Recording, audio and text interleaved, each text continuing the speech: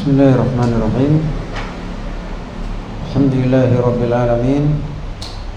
Hamdan katsiran tayyiban mubarakan fih kama yuhibbu rabbuna wa yarda. Asyhadu an la ilaha illallah wahdahu la syarika lah iqraran bihi wa tauhida wa asyhadu anna Muhammadan abduhu wa rasuluh sallallahu alaihi wa ala alihi wa sahbihi wa sallama tasliman katsira. Amma ba'd. Ikhwani fillah rahimani wa rahimakumullah. Pada malam hari ini kembali kita melanjutkan kajian kita, dan sekarang kita akan masuk pada kitab yang baru, yaitu kitab Al-Qawaidul Arba. Al-Qawaidul Arba. Al-Qawaid jamak dari qaidah. Jamak dari qaidah. Al-arba artinya empat, jadi empat kaidah.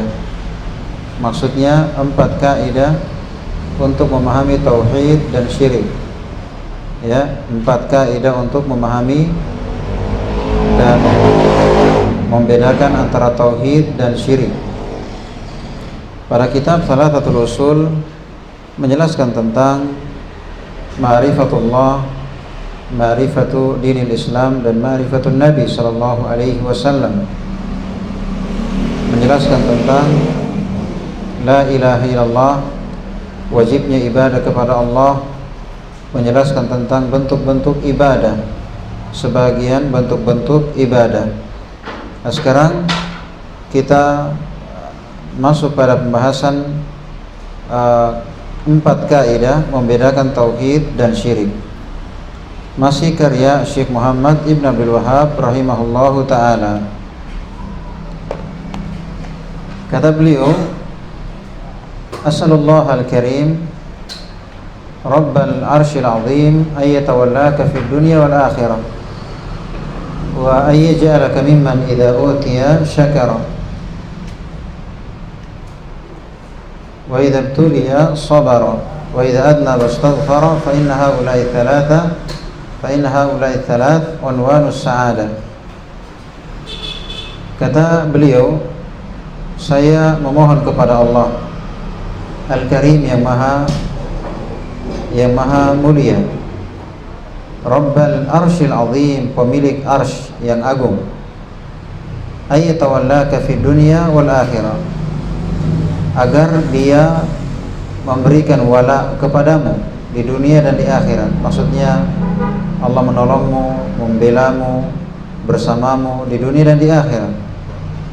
Dan semoga Allah menjadikanmu berkah dimanapun engkau berada. Berkah artinya kebaikan yang banyak. Semoga Allah menjadikanmu berkah dimanapun engkau berada. Dan semoga engkau dijadikan dari orang-orang yang bersyukur dikala mendapatkan nikmat, bersabar dikala mendapatkan musibah, dan istighfar dikala berdosa. Karena tiga perkara ini adalah tanda kebahagiaan, yaitu bersyukur dikala nikmat, bersabar dikala musibah, dan istighfar dikala terjerumus dalam dosa.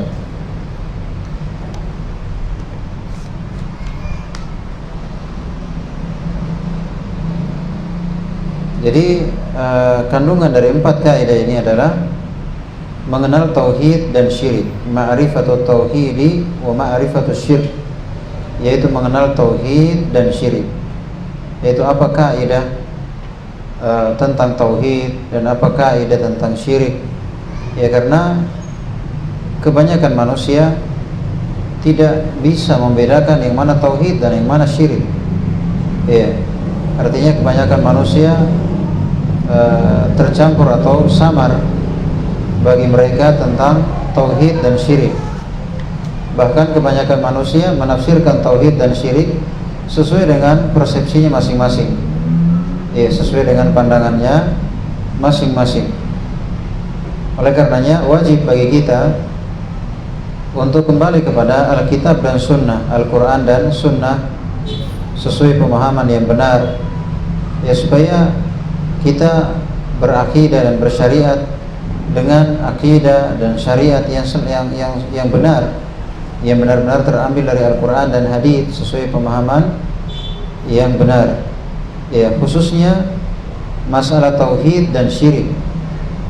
Khususnya masalah tauhid dan syirik, ini perkara yang agung. Masalah tauhid dan syirik, ya. Jadi Syekh Muhammad Ibn Abdul Wahhab rahimahullah tidak menyebutkan dari pikirannya, dari hawa nafsunya, dari pendapatnya, ya. Tetapi beliau sebutkan kaidah ini berdasarkan Al-Quran dan hadis, ya, berdasarkan Al-Quran dan hadis Rasulullah Sallallahu Alaihi Wasallam. Dan tentunya kalau kita sudah memahami 4 kaidah ini, ya, tentunya akan mudah bagi kita membedakan tauhid dan syirik. Akan mudah bagi kita untuk membedakan tauhid dan syirik, ya. Dan perkara ini merupakan perkara yang sangat penting sekali, ya. Dan dia lebih penting daripada sholat, daripada pembahasan zakat, dan pembahasan semua perkara agama, ya, semua perkara agama. Karena masalah tauhid dan syirik ini merupakan perkara yang pertama, perkara yang merupakan pondasi, ya. Sementara sholat, zakat, haji dan selainnya tidak akan sah dan tidak akan benar tanpa dibangun di atas akidah yang benar, yaitu tauhid yang murni hanya kepada Allah Subhanahu wa taala, ya. Dan penulis rahimahullahu taala memulai kaidah ini dengan doa, ya, dengan muqaddimah, dengan pendahuluan yang agung. Di antara muqaddimah tersebut ada doa bagi penuntut ilmu, ya,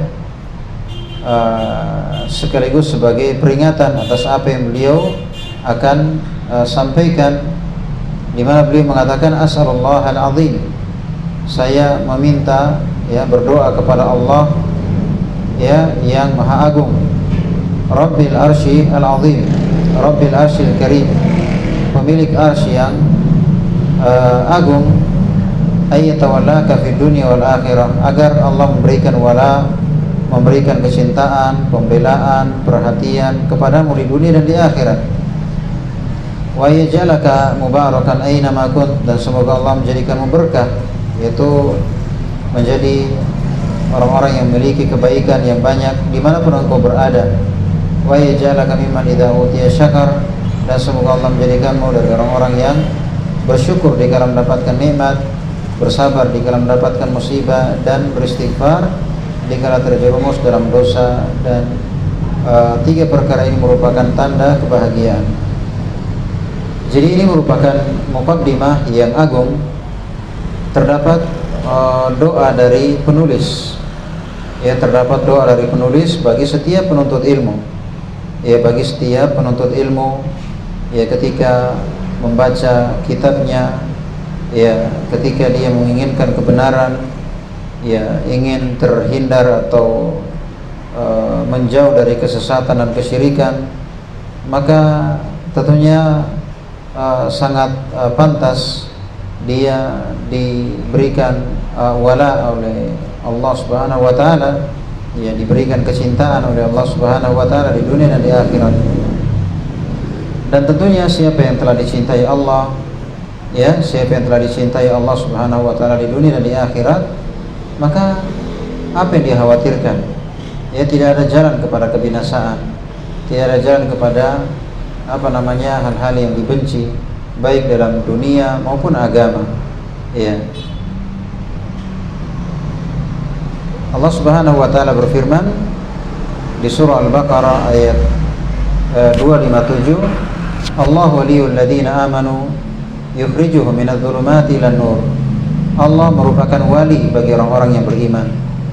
Jadi Allah merupakan wali, artinya yang menjadi wali, artinya wali misalnya orang tua disebut wali, bapak disebut wali, artinya yang perhatikan kita, yang mengurus kita, yang merawat kita, yang menjaga kita, yang mengayomi kita, yang dekat dengan kita. Jadi Allah adalah wali bagi orang-orang yang beriman. Jadi maksudnya kalau mau jadi wali, maksudnya mau Allah jadi wali kita, yang perhatikan kita, yang cinta kita, yang perhatian dengan kebutuhan kita, yang menjaga kita dari apa yang berbahaya, itu syaratnya menjadi orang yang beriman. Dan tidak ada iman tanpa tauhid. Tidak ada iman tanpa tauhid. Jadi Allah berfirman, Allahu waliyul ladzina amanu. Allah merupakan wali bagi orang-orang yang beriman. Yukhrijuhum minadh-dhulumati ilan nur. Bagaimana itu? Di antara perhatian Allah, kewalian Allah kepada orang yang beriman, yaitu Allah mengeluarkan mereka dari kegelapan kepada cahaya, dari kegelapan tauhid, kegelapan syirik kepada cahaya tauhid, dari kegelapan kejahilan kepada cahaya ilmu, dari kegelapan maksiat kepada cahaya ketaatan, dari kegelapan bid'ah kepada cahaya sunnah. Ini merupakan bentuk wala. Ini merupakan bentuk wala Allah Subhanahu wa taala kepada orang-orang yang beriman, yaitu Allah mengeluarkan mereka dari kegelapan kepada cahaya. Walladzina kafaru awliya'uhumut taghut. Sementara orang-orang kafir walinya adalah taghut. Walinya adalah taghut. Ya. Maka ketika Allah Subhanahu wa taala memberikan wala kepadamu, ya berarti Allah akan mengeluarkanmu dari kegelapan kesyirikan kepada cahaya tauhid, dari kegelapan kekufuran, dari kegelapan keraguan, ya kepada cahaya iman, cahaya ilmu, ya cahaya amal yang saleh. Ya. Allah Subhanahu wa taala berfirman di surah Muhammad ayat 11, "Dzalika bi anna Allaha maulal ladzina amanu wa annal kafirina la maula lahum." Yang demikian itu karena Allah merupakan wali bagi orang-orang yang beriman, dan orang-orang kafir tidak ada wali bagi mereka. Ya, tidak ada wali bagi mereka. Ya. Jadi ketika Allah Subhanahu wa taala ya memberikan wala kepada hambanya, bagaimana bentuknya? Dengan perhatian, memberikan taufik, memberikan hidayah, ya, di dunia dan di akhirat, maka engkau akan bahagia. Maka kita akan bahagia, tidak ada kesengsaraan setelahnya. Ya. Karena hakikat kebahagiaan yaitu ketika kita taat kepada Allah, ketika Allah cinta dengan kita, ketika Allah bersama kita, ketika Allah perhatian dengan kita, ketika Allah memberi hidayah dan taufik kepada kita. Itulah hakikat kebahagiaan. Hakikat kebahagiaan. Baik.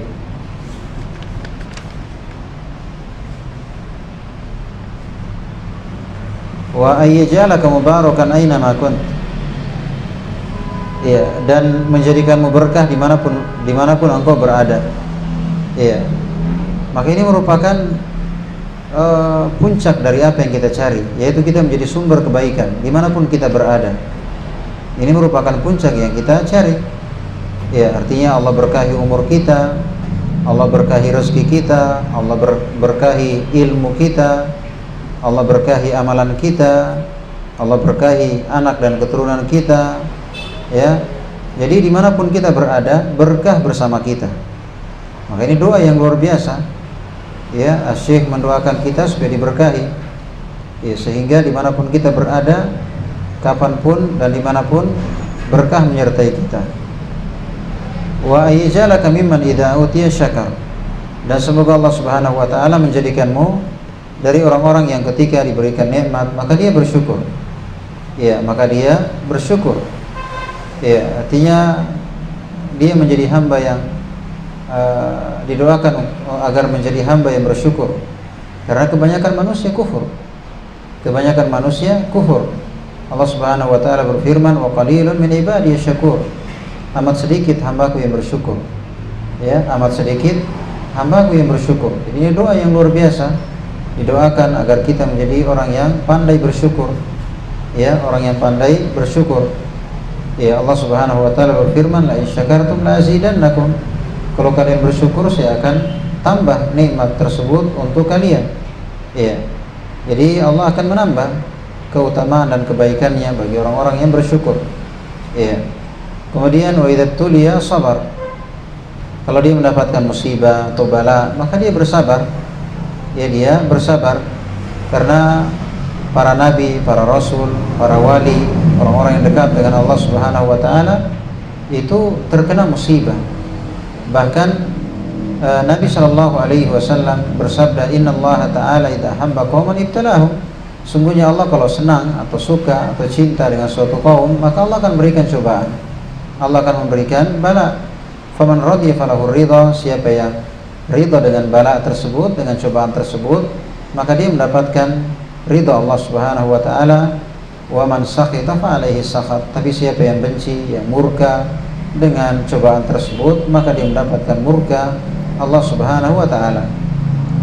Dan juga Nabi SAW bersabda, a'zamun nasi bala'an al-anbiya, thumma al-amthal fal-amthal. Manusia yang paling berat cobaannya adalah para nabi, kemudian orang yang paling mirip, kemudian orang yang paling mirip. Jadi musibah itu hanyalah cobaan. Musibah hanyalah cobaan. Artinya supaya terlihat apakah kita bersabar atau tidak. Ya, apakah kita bersabar atau tidak. Maka ini doa dari beliau sangat bagus, yaitu agar kita bersyukur di dalam mendapatkan nikmat dan agar bersabar di dalam mendapatkan musibah, ya. Dan tanda bahwa Allah Subhanahu wa taala mencintai suatu kaum dengan Allah memberikan cobaan. Ya, dengan Allah memberikan cobaan, mungkin pada istrinya, mungkin pada anaknya, mungkin pada hartanya, mungkin pada kesehatannya, mungkin pada pekerjaannya, mungkin pada, ya, Allah Subhanahu wa taala memberikan ujian, ya, supaya terlihat mana yang bersabar dari ujian tersebut. Ya. Kemudian wa ayyaj'alaka mimman wa idza adna bastaghfara. Dan ketika dia terjerumus dalam dosa, maka dia segera istighfar.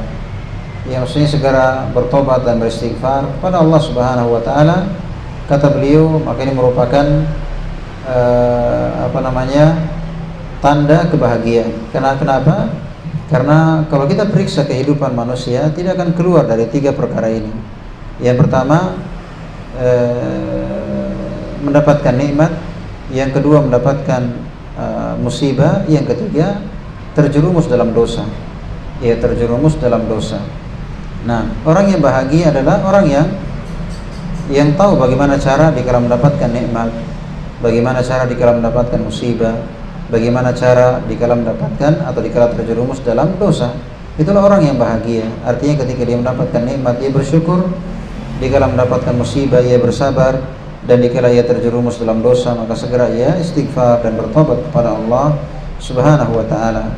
Ya, fa inna haula'i thalath wanwanus sa'adah. Karena tiga perkara ini merupakan tanda kebahagiaan. Karena tidak ada satupun manusia yang bisa lepas atau yang bisa keluar dari tiga perkara ini. Karena semua orang akan berputar di atas tiga perkara ini, yaitu antara nikmat, musibah, dan dosa. Maka orang yang bahagia adalah orang yang tahu solusi dari tiga hal ini. Di dalam mendapatkan nikmat bersyukur, di dalam mendapatkan musibah bersabar, dan dikala terjerumus dalam dosa itu istighfar dan bertobat kepada Allah Subhanahu wa taala. Kemudian kata beliau, "Ilam arsyadakallahu li ta'atih." Ketahuilah semoga Allah Subhanahu wa taala memberikan bimbingan untuk taat kepadanya. Annal hanifiyah millata Ibrahim, bahwa al-hanifiyah yang merupakan agama Nabi Ibrahim adalah an ta'budallaha wahdahu mukhlishan lahuddin, yaitu engkau beribadah kepada Allah semata dengan mengikhlaskan ibadah itu hanya kepadanya. Sebagaimana firman-Nya, kama qala ta'ala, sebagaimana firman Allah Ta'ala surah Adz-Dzariyat ayat 56, "Wa ma khalaqtul jinna wal insa illa liya'budun." Aku tidak menciptakan jin dan manusia kecuali agar supaya mereka beribadah kepadaku. Iya. Fa idza arafta anna Allah khalaqa li ibadati. Sekarang kalau engkau sudah tahu bahwa Allah menciptakanmu untuk beribadah kepadanya, ya, fa'alam anna al-ibadata la tusamma ibadatan illa ma tauhid. Ketahuilah bahwa ibadah tidak akan dianggap sebagai ibadah kecuali di atas tauhid. Kama anna sholata la tusamma sholatan illa ma tahara. Sebagaimana salat tidak akan dianggap sebagai salat kecuali di atas taharah, kecuali di atas taharah. Fa idza dakhala syirku fil ibadah fasadat. Kalau syirik masuk dalam ibadah, maka ibadah tersebut rusak. Kal hadath idza dakhala fit taharah. Sebagaimana hadath kalau masuk pada taharah, maka taharahnya batal. Sama dengan ibadah, ketika Islam atau agama ini atau ibadah ini bercampur dengan syirik, maka terhapuslah ibadah tersebut. Terhapuslah ibadah tersebut. Ya.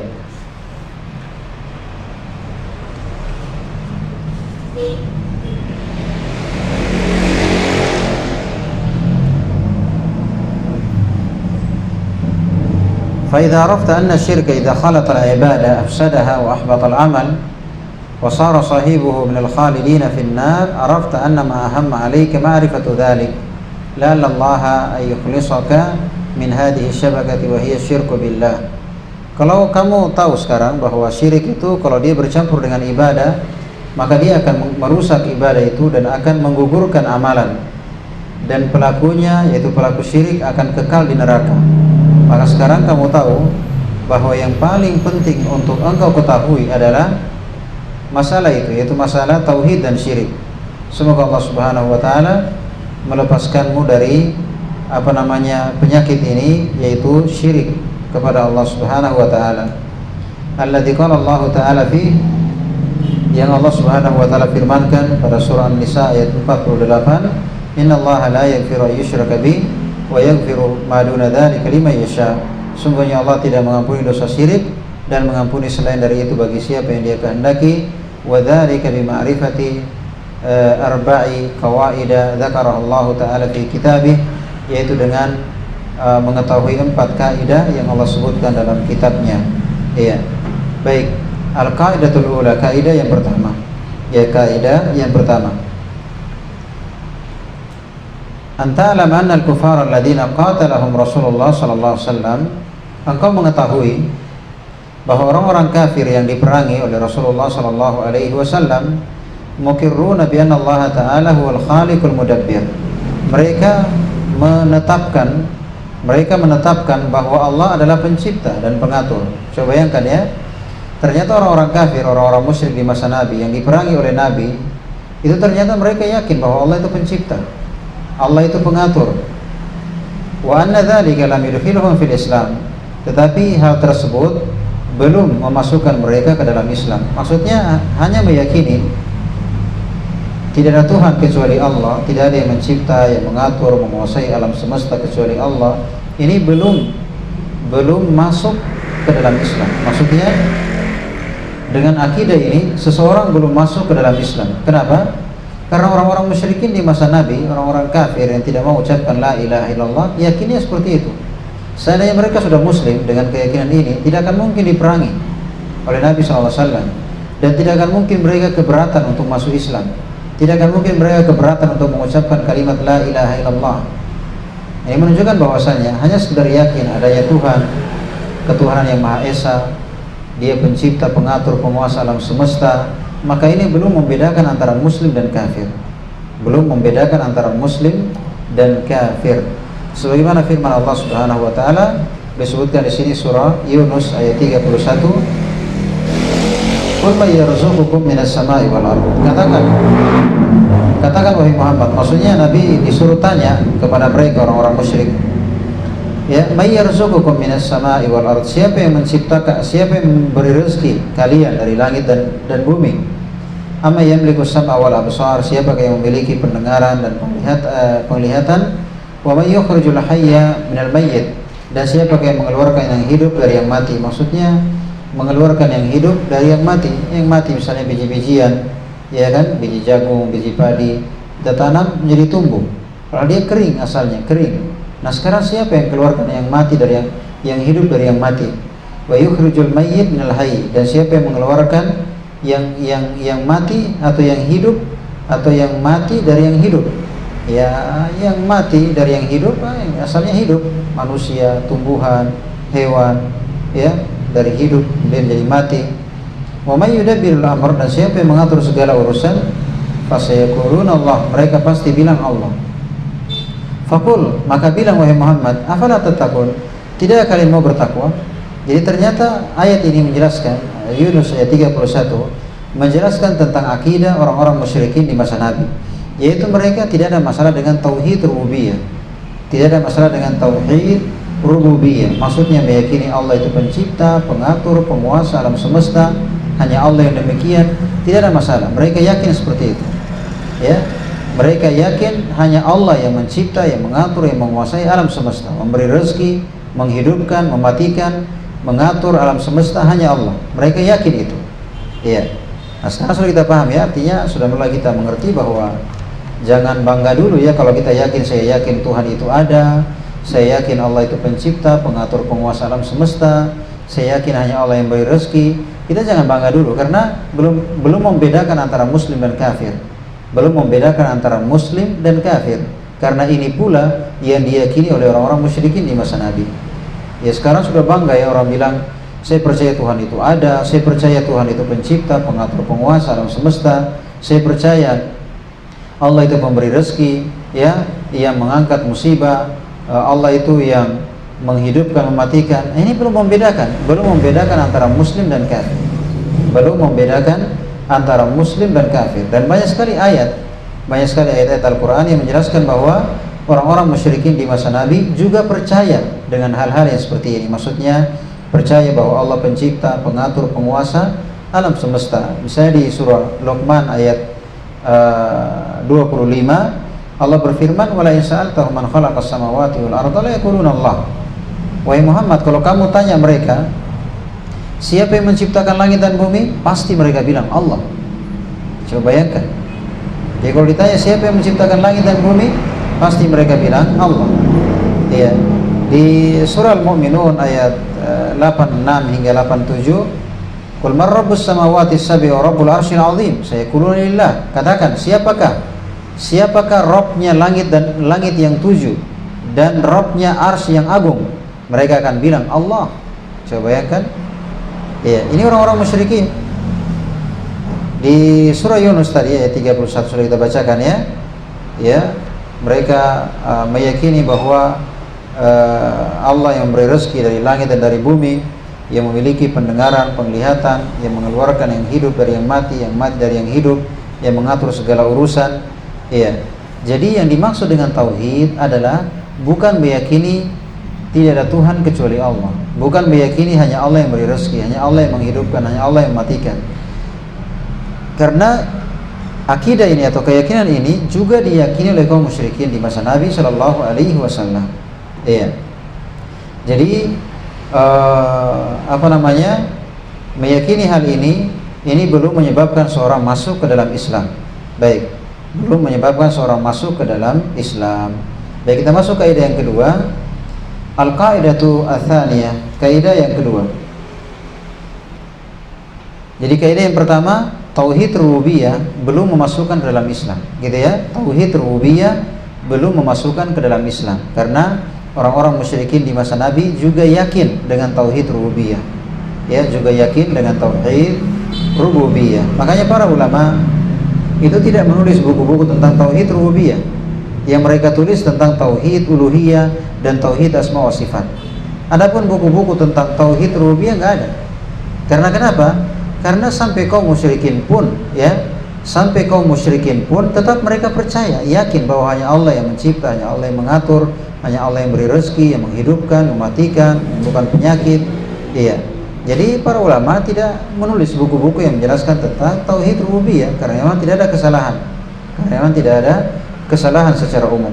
Yang banyak terjadi kesalahan itu pada tauhid uluhiyah dan tauhid asma wa sifat. Jadi yang dimaksud dengan pembahasan tauhid yaitu bukan meyakini Tuhan itu ada, Tuhan itu pencipta, Allah itu pengatur, Allah itu penguasa, Allah itu pemberi rezeki. Ya, karena ini juga diyakini oleh orang-orang musyrikin di masa Nabi Shallallahu Alaihi Wasallam. Ya, karena seandainya mereka dengan ucapan ini mereka muslim, tidak akan mungkin diperangi oleh Nabi, dan tidak akan mungkin mereka keberatan kalau ditawarkan untuk mengucapkan kalimat la ilaha illallah. Tapi bersama dengan itu mereka tetap diperangi oleh Nabi, dan juga orang-orang musyrikin tidak mau mengucapkan la ilaha illallah. Baik, kaidah yang kedua.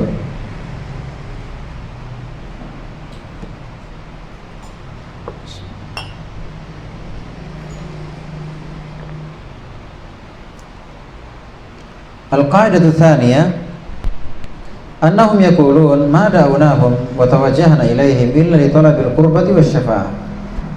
Kaidah yang kedua bahwa mereka mengatakan, orang-orang musyrikin alasannya ya, ketika mereka berbuat syirik, datang ke kuburan ini, pohon keramat ini, ya, penghuni ini, mereka mengatakan, mada'unahum wa tawajjahna ilaihi.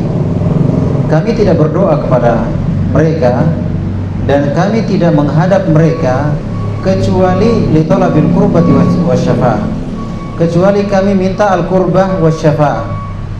Kami minta kurbah. Kurbah artinya supaya mereka nanti para wali ini, penghuni ini, itu mereka akan dekatkan kami kepada Allah, ya, supaya nanti mereka itu akan memberikan syafaat, ya, itu harapan mereka. Jadi mereka datang ke kuburan Syekh Yusuf misalnya, Imam Lapeo misalnya, kuburan Wali Songo misalnya. Alasan mereka apa? Kami datang ke situ, berdoa di situ, menghadap ke situ ketika kami punya hajat. Itu bukan beribadah ke situ. Kami hanya berharap supaya kami ini didekatkan kepada Allah dengan sedekat-dekatnya, kurban. Kenapa? Karena mereka orang dekat dengan Allah, karena mereka wali, mereka orang soleh, dekat dengan Allah, ya kan? Maka kami harapkan dengan menghadap kepada mereka, maka mereka akan mendekatkan kami kepada Allah. Itu alasannya. Nah, apalagi yaitu supaya mereka nanti memberikan syafaat. Kan mereka orang dekat dengan Allah, ya kan? Biasanya kan kalau orang dekat dengan bupati, ya kan, dekat dengan menteri atau presiden misalnya, akan memberikan kebijakan begitu, ya kan, akan memberikan kebijakan kepada orang-orang yang dekat dengan dia. Nah, sama begini. Jadi mereka juga harapannya supaya yang mereka anggap orang-orang dekat dengan Allah ini di hari kiamat nanti akan membantu mereka dengan memberikan kebijakan, memberikan syafaat. Iya. Baik. Ternyata alasan ini juga alasan yang dipakai oleh orang-orang yang datang ke kuburan. Kalau ditanya di orang-orang yang datang ke kuburan Imam Lapeo, Syekh Yusuf, Wali Songo, ya, kuburan Gus Dur misalnya, apa alasannya? Alasannya mereka wali, orang dekat dengan Allah, supaya mereka bisa mendekatkan kami kepada Allah, supaya mereka bisa memberikan kebijakan atau syafaat, ya, syafaat, karena mereka orang dekat dengan Allah, kan begitu kan? Jadi ternyata alasannya kaum musyrikin dipakai oleh kaum muslimin saat ini untuk membenarkan perbuatan mereka ke kuburan, ke tempat keramat, ke penghuni-penghuni, ke apa begitu. Itu alasannya, diantaranya ini dia.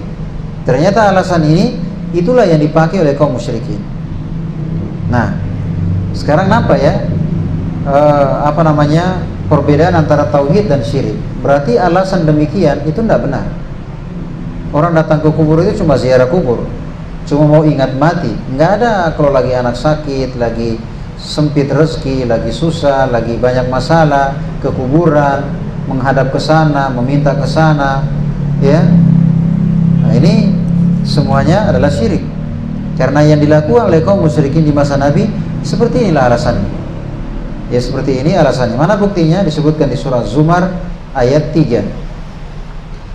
Qauluhu ta'ala, Allah berfirman tentang mengharapkan kedekatan, walladzina takhadhu min dunihi awliya, dan orang-orang yang menjadikan selain Allah sebagai wali. Ya, kalau ada masalah mereka ingat walinya. Ya, mereka ingat sembahan-sembahannya selain Allah. Apa alasan mereka? Kata Allah, "Ma na'buduhum illa liyuqarribuna ila Allahi zulfa." Kami tidak menyembah mereka. Kami tidak menyembah mereka kecuali supaya mereka mendekatkan kami kepada Allah dengan sedekat-dekatnya. Coba perhatikan ayatnya. Mereka mengatakan kami tidak menyembah mereka kecuali dengan harapan supaya mereka mendekatkan kami kepada Allah dengan sedekat-dekatnya. Jadi mereka akui menyembah mereka. Ingat, kaum musyrikin mereka mengakui menyembah wali-walinya, tapi dengan alasan supaya para wali ini mendekatkan para penyembahnya kepada Allah dengan sedekat-dekatnya. Iya. Apa kata Allah Azza wa Jalla? Innallaha yahkumu bainahum fima hum fihi yakhtalifun. Sungguhnya Allah akan berikan hukum antara mereka pada apa yang mereka perselisihkan. Innallaha la yahdi man huwa kadzibun kafar. Sungguhnya Allah tidak akan memberikan hidayah kepada pendusta lagi kufur. Di akhir ayat langsung dihukumi pendusta lagi kafir, dusta mereka. Ya, contoh misalnya orang datang ke kuburan minta ini, katanya perantara supaya perantaranya mendekatkan kepada Allah, supaya perantaranya menyambungkan kepada Allah, supaya perantaranya misalnya memberikan syafaat nanti, itu dusta. Yang justru kenyataannya mereka langsung minta ke situ, langsung sebut nama walinya, wahai Abdul Qadir Al-Jailani, wahai Syekh Yusuf, wahai Imam Lape, wahai misalnya penghuni-penghuni, wahai, langsung nama mereka yang mereka sebut, nama wali-walinya yang mereka sebut. Lapangkanlah rezeki, angkatlah musibah, hilangkan corona, sembuhkanlah sakit, luluskanlah saya dari ujian. Katanya alasannya sebagai perantara ya, nanti memberi syafaat. Kenyataan di lapangan tidak demikian. Iya, tidak demikian. Baik.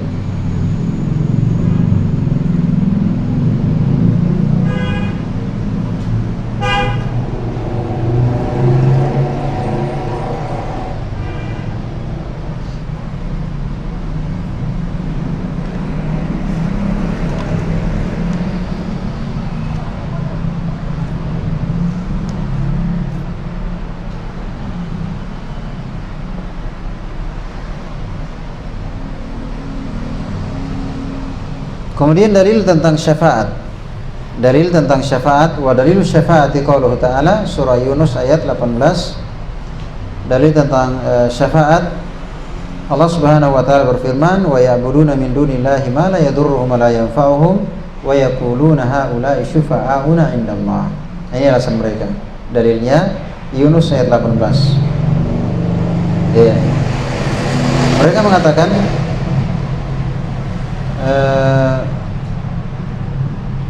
wa ya'buduna min dunillah, mereka menyembah selain Allah. Mereka menyembah selain Allah. Ma la yadurruhum wa la yanfa'uhum, yang tidak memberikan bahaya, tidak pula memberi manfaat. Maksudnya Allah sebutkan selain Allah itu entah dia api, entah dia Nabi Isa, entah dia malaikat, entah dia jin, entah dia matahari, entah dia sapi, entah dia ya apa yang dipertuhankan sekarang, entah dia kuburan, ya penghuni.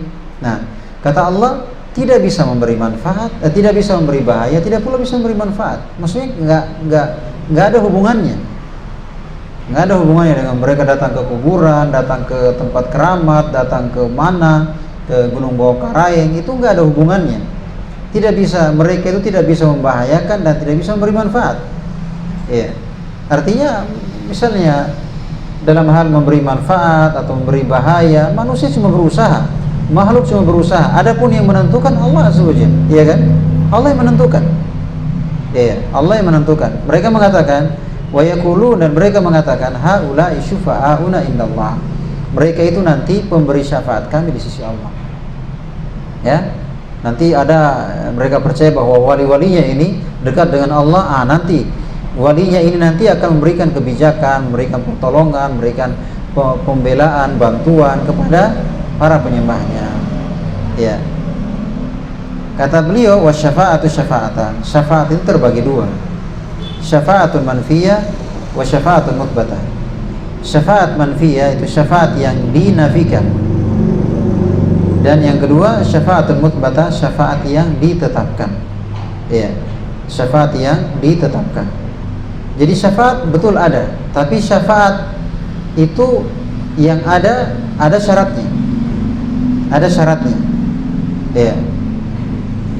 Kata beliau di sini, fa syafaatul manfiyah, syafaat yang dinafikan, maka natutlabu min ghairi Allah fi ma la yaqdiru alaihi illallah. Yaitu diminta kepada selain Allah, apa-apa yang diminta kepada selain Allah, yang mana permintaan tersebut tidak ada yang mampu melakukannya kecuali Allah.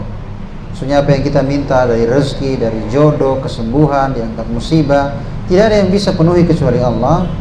Ya, dalilnya adalah surah Al-Baqarah ayat 254. Ya, Al-Baqarah 254. Allah Subhanahu wa taala berfirman, ya ayyuhalladzina amanu anfiqu mimma razaqnakum. Wahai orang-orang yang beriman, infakkanlah dari apa yang kami rezekikan kepada kalian. Min qabli ayati yaumul la bai'un fihi wala khullatu wala syafa'. Sebelum datang suatu hari yang tidak ada lagi jual beli, tidak ada lagi persahabatan, dan tidak ada lagi syafaat. Iya, tidak ada lagi syafaat. Wal kafiruna humudz zalimun. Dan orang-orang kafir mereka lah orang-orang yang zalim. Iya.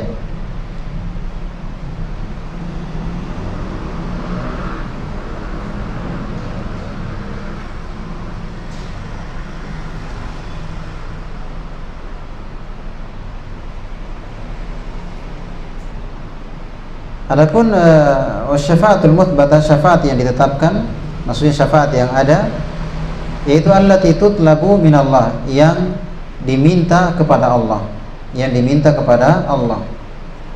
Ya. Wasyafi' mukramun bisyafa'ah, maka yang beri syafaat itu diberi kemuliaan dengan syafaat. Wal masyfu' yang disyafaati ini, yang disyafaati, huwa man radiyallahu qawlahu wa amalah, yaitu orang yang diridhai ya ucapan dan amalannya, ba'dal idzin, setelah dapat izin. Kama qala Allah Ta'ala, sebagaimana Allah berfirman di surah Al-Baqarah ayat 255, man dzal ladzi yashfa'u indahu illa bi'idnih, tidak ada yang memberi syafaat di sisinya kecuali dengan izinnya, kecuali dengan izinnya. Baik, kesimpulannya dari kaidah yang kedua ini kita bisa mengetahui bahwa alasan orang-orang yang berbuat syirik untuk datang ke kuburan para wali, orang soleh, itu alasannya dua. Alasan mereka itu perantara, alasan perantara. Mereka jadikan perantara ini dengan dua alasan. Alasan supaya mereka mendekatkan, ya, berarti kayak penghubung begitu ya, kayak penghubung, supaya mereka ini mendekatkan kepada Allah dengan sedekat-dekatnya. Yang kedua, nanti mereka akan memberikan syafaat di hari kiamat. Ya, kalau ada perlu mereka akan bantu, kalau ada perlu mereka akan memperhatikan. Nah, itu keyakinannya. Maka setelah kita baca ayat-ayat tadi menjelaskan bahwasanya betul syafaat memang ada dan ada yang tidak ada. Yang ada kalau kepada ahli tauhid. Jadi syaratnya dua. Yang memberi syafaat, maksudnya yang memberi syafaat itu dapat izin. Yang disyafaati dari kalangan ahli tauhid. Ya, dari kalangan ahli tauhid. Jadi kalau misalnya malaikat atau orang soleh, dia dapat izin. Ya. Nanti dapat izin. Kemudian yang telah dapat izin ini, dia akan memberi syafaat tentunya kepada ahli tauhid, yaitu orang-orang yang diridhoi oleh Allah Subhanahu wa taala. Nah, berarti apa? Kalau kita minta syafaat kepada yang tidak dapat izin, karena mana mungkin Allah memberikan izin kepada, ya, Allah memberikan izin kepada yang tidak bertauhid, ya, tidak bertauhid.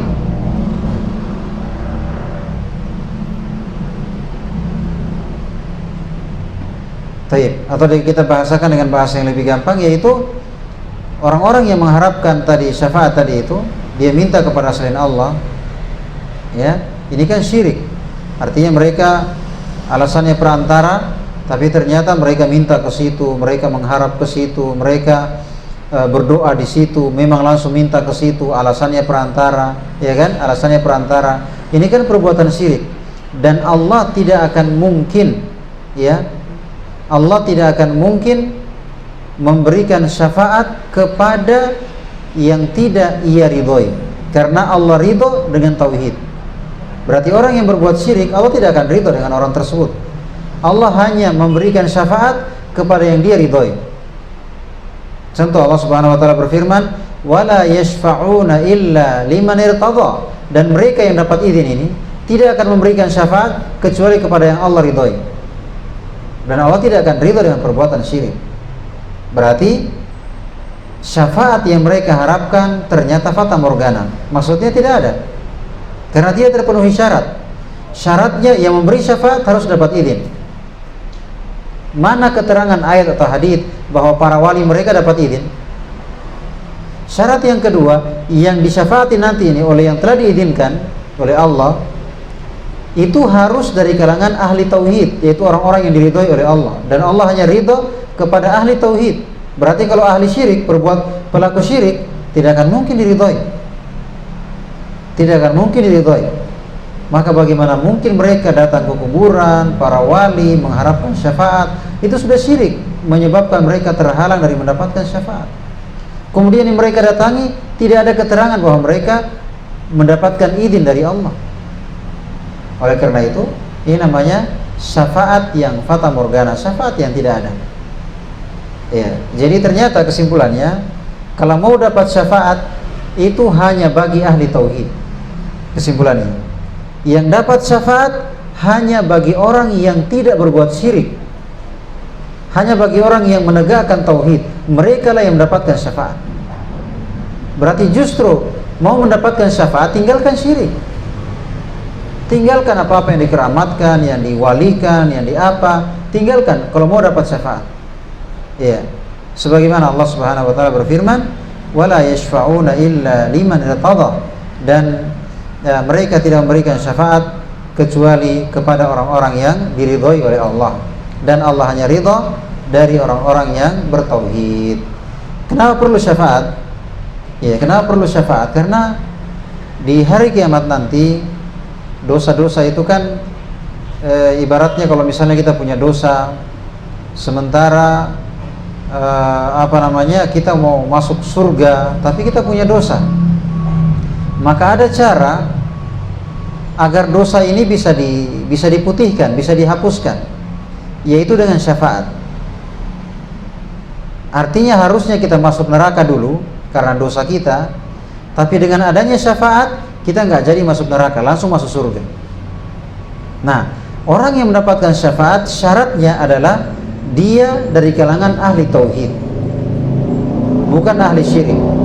Dari kalangan ahli tauhid, orang yang melakukan tauhid, bukan orang yang berbuat syirik. Iya, itu orang yang mendapatkan syafaat. Jadi kesimpulannya, orang yang mendapatkan syafaat, yang pertama yang memberi syafaat dapat izin, karena pemilik syafaat Allah. Kata Allah Subhanahu wa taala, "Qul lillahi syafa'atu jami'an." Katakan, hanya milik Allah syafaat seluruhnya. Berarti kalau mau memberi syafaat kepada orang lain, itu harus dapat izin dari pemiliknya. Berarti yang memberi syafaat harus dapat izin dari Allah. Satu. Yang kedua, yang disyafaati harus dari kalangan ahli tauhid.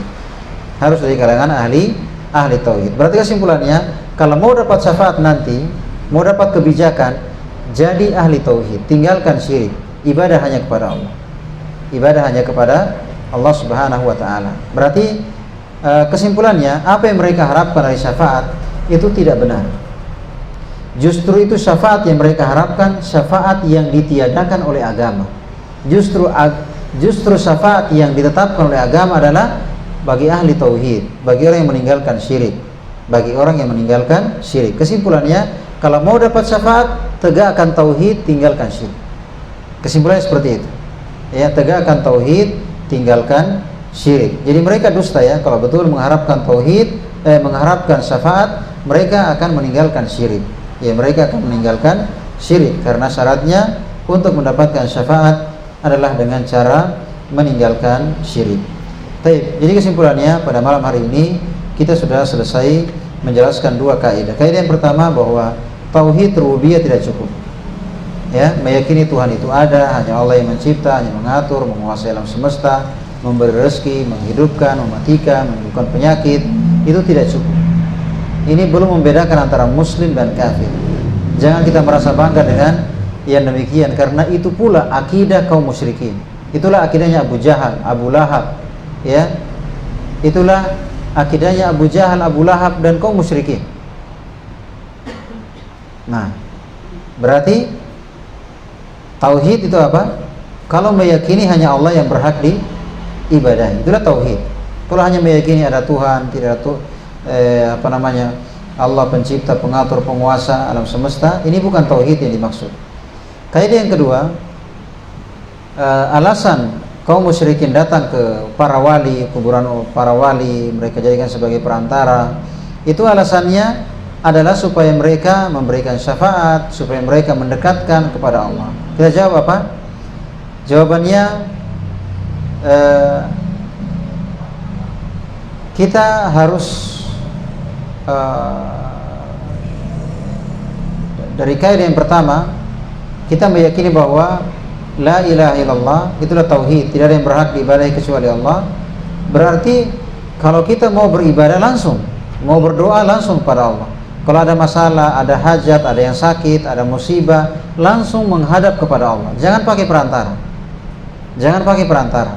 Karena itu alasan kaum musyrikin. Itu alasannya kaum musyrikin. Alasan yang kedua syafaat. Apa tadi jawabannya syafaat? Betul, syafaat itu ada. Tapi bukan syafaat yang mereka harapkan. Syafaat yang dianggap ada oleh agama dengan dua catatan. Yang pertama, satu untuk yang memberi syafaat dan satu untuk yang disyafaati. Yang memberi syafaat syaratnya harus dapat izin dari Allah. Yang disyafaati dia harus ahli tauhid. Dia harus ahli tauhid, bukan pelaku syirik. Kalau pelaku syirik tidak akan mungkin dapat syafaat. Ya, sebagaimana firman Allah Subhanahu wa taala yang telah kita bacakan. Baik, sekali itu ya. Adapun kaidah yang ketiga dan keempat, insyaallah taala kita akan jelaskan pada pertemuan yang akan datang. Semoga apa yang kita dengarkan bermanfaat. Subhanakallahumma bihamdik, la ilaha illa anta astaghfiruka wa atubu ilaik. Wa akhiru da'wana alhamdulillahi rabbil alamin.